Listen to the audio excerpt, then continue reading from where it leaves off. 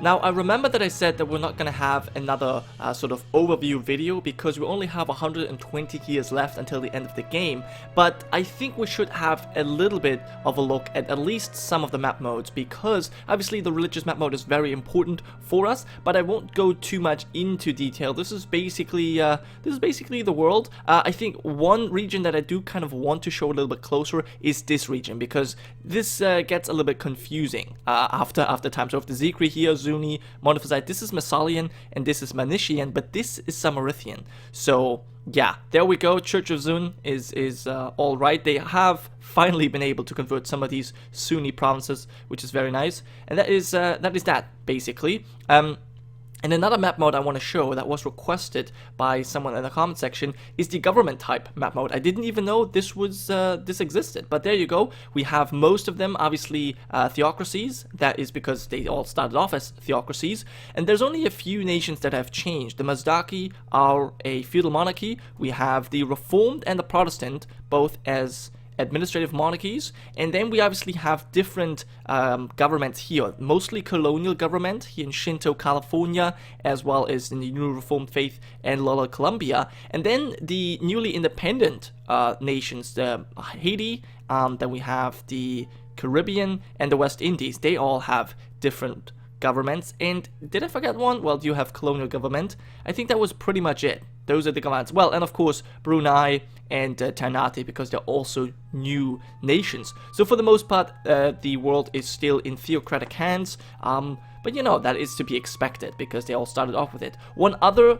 map mode I want to show is the cultures, because that's always interesting. And someone way, a few episodes ago actually asked if the Hebrew were suppressed by the Copts, and that's not the case. The Hebrews are an accepted culture in the Coptic faith, so they at least, even though their religion got destroyed, they they have some rights better than other religions. Well, not religions, but cultures. There we go. So, yeah, that was that. That was a quick overview. I don't really want to go over the ledger too much because that is something, as I said, we're going to do a little bit later. We'll see the Copts destroying the Nestorians here. They're still in this war, and it seems as though the Copts have finally turned it around. They are now winning by 46%. I don't think they're actually going to get Antioch, their holy site, but they will at least get, quite a few provinces, so they should have a easier time getting it later on. Other than that, we have the Lollards fighting the Norse. They will most likely lose these provinces. And we have the Bogomilists attacking the Slavs. I'm not entirely sure who they brought. They brought the Iconoclast on their side, so it should be an easy win for them, especially after the Orthodox have been taken out. The Orthodox are kind of now this... Yeah, well, they have their power base over here now. I don't even know where their capital is. It's in Theodora, right? Yeah. So at least that's kind of nice to see them in Theodora. And we have peasants, Nestorian peasants. Yeah, the Nestorians have lost their army, I think. They did a really good job of besieging the Copts. Oh, and the Copts did manage to take Antioch.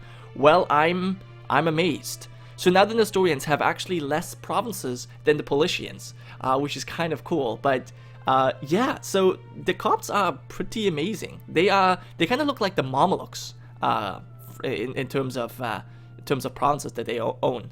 So that's really good for them. They only need one more. I think they need Yerevan right here, the capital of the Monophysites, which shouldn't be too difficult to get for them actually, since they still should have their alliance with the Bogomilists.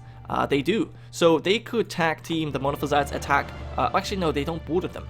The Copts don't border them. So they gave one province back to Yazidi, it looks like. So, yeah, they should probably declare war on them before they, go to war with the Monophysites, because otherwise they won't be able to core anything. But that's really nice to see. Do we have any other wars? I think there's some confusion war going on down. Oh no, we know of that. We knew of that before. The Norse are still against the Lollards. The Inti have declared war on the Lollard again, so that's interesting. The Lollards have been at war with the Inti before over some possessions in Lollard, Colombia, and now the truce has apparently run out. And the Zikri are now at war with the Mazdaki. Now, I don't actually know where the Zikri were based. They must have been somewhere over here as well, but I think they got driven out. They still have cores here. They still have their cores here. Now, was this the Zikri? I think this was, oh yeah, this was the start, these were the starting provinces of the Zikri. And the Mazdaki started over here somewhere, which is now taken by the Zoroastrians. I think that's how it was. Yeah, I think the Mazdaki started over here, and the Zikri started down here right next to the Zunis, but they lost all of their provinces. And now that they have grown significantly powerful in this sort of southeast, well, it's not Southeast Asia, it's kind of south, well, is it southeast? I don't know, southern China, let's say it like this. They've grown their power base, and now they're coming back for their cause. I like it. I really like it. Alright, so yeah, I don't think the Mazdaki, they don't have any friends, although their independence is guaranteed by... Wait, so I wonder, are the Zikri at war with the Zoroastrians? They're not. Okay, so the Zoroastrians have guaranteed their independence, but it did not come to their aid yet. Now, yeah, someone was also mentioning that the AI doesn't use the guarantees correctly, that I should maybe get rid of them. I think that would be a horrible idea, because the AI, I think, does use the guarantees as intended, at least. It doesn't really make much sense, but basically the AI guarantees a nation that they want to attack later on, because, yeah, this way no one else can take it. It sort of makes sense. The only, I guess, arrow there is that there obviously is a truce if you revoke a guarantee. So, yeah, it doesn't entirely make sense, but I don't know, maybe. I definitely know that this is what happens in usual vanilla games as well. Sometimes, like the Ottomans, if you're playing as Byzantium, well, not necessarily Byzantium, but maybe like Albania or another small country around it, the Ottomans go ahead and guarantee you just so that no one else attacks you. They might want to, attack someone else in the meantime and come back for you later, but for that time, they don't want anyone interfering with your lands. So I think it does kind of work as intended. And you know what? It looks as though the Norse are being beaten back. Look at that. The Lollards have mobilized 90,000 men and their major fleet, and they've kicked some Norse butt. Wow. They have retaken all of France that was previously occupied by the Norse, and now they've also pushed them back up here. That's really nice. And we have tons of more wars going on right now. So yeah, the Inti, they're winning, of course, yes. The Slavs are being defeated as well. Nahuatl are fighting the Shinto California, and the Mahayana. Okay, we're gonna have to check that out. The Norse are now losing against the Lollards. The Shinto are also fighting the Theravada and the Confucians. Ooh, yeah, that's gonna be bad for them. The Suomenusko are fighting Hurufi, and we have the Zunis Crusade against the Sunni. Okay, so the Sunni and the Yazidi together against Australia, Minician Australia, if I'm not mistaken, and the Zunis. Okay, so let's have a quick look at Asia, because I tend to forget about them a little bit. So, yeah, people were also asking for the Shinto to go to war. Well, they're in 2 wars now.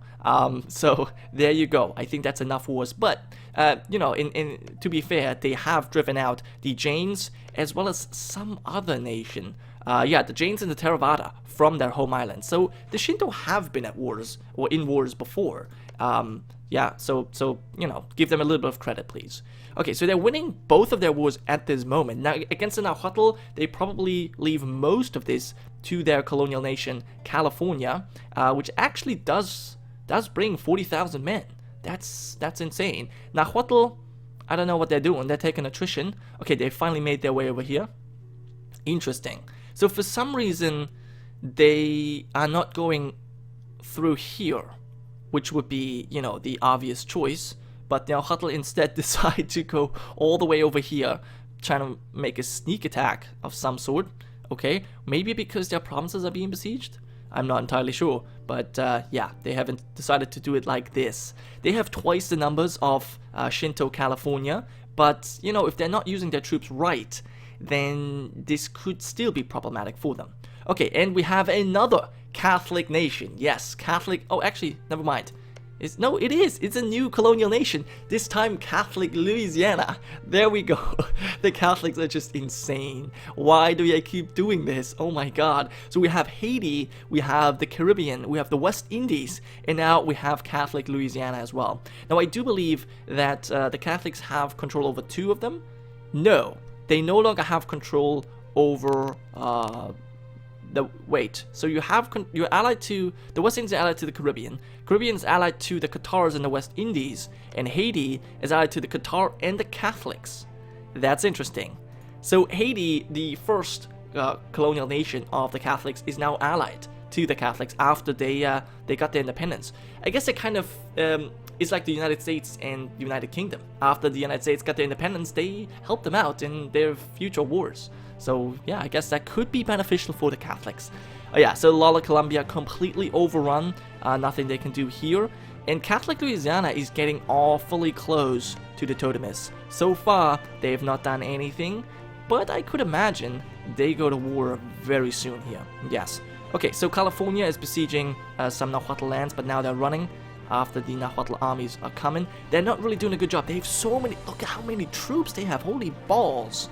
Yeah, they have way more than twice as many, and they just absolutely smashed California there. Yeah, that was to be expected. How are you doing? You are actually doing a pretty decent job against the Theravada Manchuria here. Yeah, Japan going after Manchuria. That's just kind of fun to see. They're War of the Confusions, basically China, trying to get a foothold here in Manchuria. Somehow we know that. Somehow we've already seen that in a way.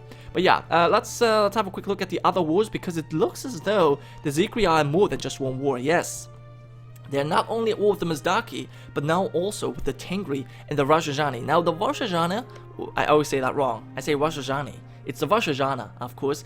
They are still 8 technologies behind in military, which is just insane. Like, I'm just amazed at the fact that they are still around. It must be due to their allies, because on their own they should be able to survive. But yeah, the Tengri obviously up on par with the Zikri in technology, so they are probably simply overrunning them, especially because the Zikri, I mean, they have 61,000 men here, but probably because most of their forces are currently over here in the Mazdaki lands, trying to do all kinds of things. Okay, now we should have maybe a quick pause just to kind of see what is going on, because we had so many wars and it looks as though the Norse lost. Not entirely sure, but we have peace here, and I would say the Norse have not. It was a white peace. I would say this was a white peace, honestly. Yes, the Slavs have been broken apart. This time the Bogomilists took 4 provinces, and they made the Slavs give back some lands to Romuva. At least I think they... No, maybe not. Not entirely sure about that. Okay, so the Slavs are being destroyed. The Lollards were able to defeat the Norse at least, so that's somewhat useful. Okay, now, we have the Iconoclast against the Hurufi. We have still the Inti against Lollard Columbia. Nahuatl are winning, they're losing their war against California. The Shinto are also winning their war against the Theravada. We have the Sikh fighting against the Hindu and Hindu Australia, but they're losing because this time they did not call in the Theravada. Suomenusko against the Hurufi are actually losing. Really? Okay, Hurufi are winning this war, but since they're also at war with the Iconoclasts, they will eventually be doomed. Yeah, we see the Tengri Varvajana alliance against the Sikh. Oh, the Zoroastrians are in this. Ah, the Zikri have the support of the Zoroastrians. Now this might actually, yeah, this should make them win the war. Even if they're busy in the Mazdaki lands, they should win this war simply because the Vajrayani military attack is so bad that they're basically useless. It's basically the Tengri fighting the Zoroastrians in the Zikri, even though they are occupying quite a lot of provinces. But then again, we don't know if these provinces are actual fortresses or if they're simply, you know, just provinces easily besieged. Okay, Sunni and the Zunists fighting. But now it's just the Sunni, 60,000 men. I'm surprised. All right, pretty good. So the Sunni are probably going to come out on top in this war. Australia looking awfully nice, really consolidated. Oh, it's Ibadi Australia. Huh. Okay. Well, that's good. So we have Hindu New Zealand and Ibadi Australia, basically. And then we have a Manician Tasmania, and we have Manician Auckland, or whatever it's called. Okay, so the Cathars have the south of Africa. Fetishes still have no port. And who's this? The Ashanti. Where'd they coming from? They must have just spawned. I think they must have spawned somewhere. What is their technology? 17. That's not really good. What is their institution? I would like to know. Oh gosh, they got nothing. They got not even feudalism. Holy shit. Oh my god. Alright, well, I guess if no one's gonna go after them, they will survive for quite some time. Because, yeah, no one's down here. I mean, yeah, the Lollards are down here, but they're busy. The Catholics. Okay. Well, so the Inti finished their war. They took a lot more provinces off of the Lollards, and they're getting awfully close to the Nahuatl here. So once maybe all of Lollard Columbia is gobbled up and these last two provinces are colonized, we might see a Nahuatl Inti war. And honestly, the Nahuatl are kind of, yeah, they're kind of losing this war here. -8. I mean, they have a lot of Californian lands occupied, but still they're somehow losing it. I think they just do not have the war target yet. As soon as they get that, they should probably also win the war. The Totemists, they are still not doing anything. Okay, good to know, good to know. Who are the great powers these days? We have Nahuatl as #1. Okay, the only nation with above 1,000 development. In fact, actually that's not true. I think the Inti have, no, they have, okay, never mind. They also, this is the actual development, right. I always get confused when I look at this. So then the Shinto, Sikh, Zoroastrian, the Fraticelli as the only European nation. The Totemists are #7. Oh well, and the Norse are, I guess, Europeans as well. Okay, interesting. So the Norse could have been catapulted themselves much higher on this list had they won this war against the Lollards, but it's good to see that the Lollards are able to at least defend themselves somewhat, because otherwise, you know, that's kind of embarrassing to see. Good, so the Cathars are consolidating their power here in Spain now, or in Iberia, it looks like, and southern France. Nice. Now, we should mention that this is their capital. This is their starting province. So they should really get some more provinces around this, just to kind of have, you know, a buffer zone, so that their capital is not being rushed all the time. Alright, so let's check out a couple of other wars. At this point, I cannot keep track of everything, so you kind of have to just check out the map and kind of see some of the results for yourself, because I tend to forget what's going on. So with the Iconoclast and the Bogomilist against Hurufi, well, I don't think that the Bogomilists are going to get anything out of this. This is purely a war to gain power for the Iconoclasts. And they're done. I mean, they have everything besieged. I don't know what they're waiting for. Okay, there we go. Yep. Looking awfully nice. Awfully nice. Wow, this alliance, insane. The Bogomilists, insanely powerful due to all of their alliances. Holy shit. This, just look at that. Look at this. Fucking hell. Awesome. Alright. Sunnis have peasants. Okay. And how's this war going? Yeah, I'm actually kind of... Tengri, you're losing this. Okay, it seems as though you've also pieced out the Mazdaki. That was probably a smart choice, but maybe a little bit too late. Vajrayani are fighting your rebels, and you pieced out. What did you... You lost a province. Okay, and the Tengri took that province. Alright, well, that is not really... That's not really bad. That's just one province. But the bad thing is that you had to stop your offensive war against the Mazdaki. I think that was the actual problem. And here we see... Alright, the Sikh were fighting the Hindu. I remember that. It's only -1. Wow, there's so many units now, I don't even know who's who. We have the Jains here, but I don't think they're involved. Okay, so it looks as though the Sikh... Okay, they have a couple of troops here. I think overall the Hindu have more men. But no. Oh, it's so difficult to see. I think the Sikh definitely have more men. This is 31,000, this is 50,000, another 44? Holy balls, they have a lot of troops. Yes. Alright, so they should actually win this relatively easily. But it does not seem to be the case. Okay, the Reformed are now... the Reformed declared a war on the Waldensians, but this time they're doing it smarter than the Fraticelli. They are calling in their allies. So the Fraticelli and the Waldensians are at war again. The Norse, they're so sad that they lost their war against the Lollards that they're now going to take their aggression out on the Romuvans. That's always nice. And Nahuatl are still fighting the Shinto. So I wonder if the Shinto have finished their war against the Theravada. They have, and they have grown stronger. Wow, so the Shinto managed to win a war. They were at war with the Nahuatl, the greatest power in the world, and the Confucians and the Theravada. They managed to win this one war, and I think they might even be able to at least keep control of their colonies here. I don't think they're gonna have to give anything up. I don't think they're gonna gain anything either, but at least, yeah, I mean, it's only 12%. No, the Nahuatl are losing by 12%.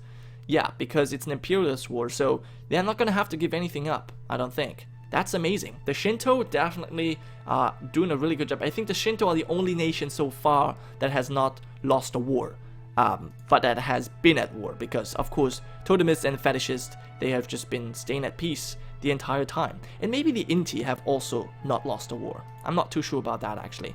But yeah, so this is good. Nahuatl, man, this is embarrassing. This is embarrassing that you cannot win that war.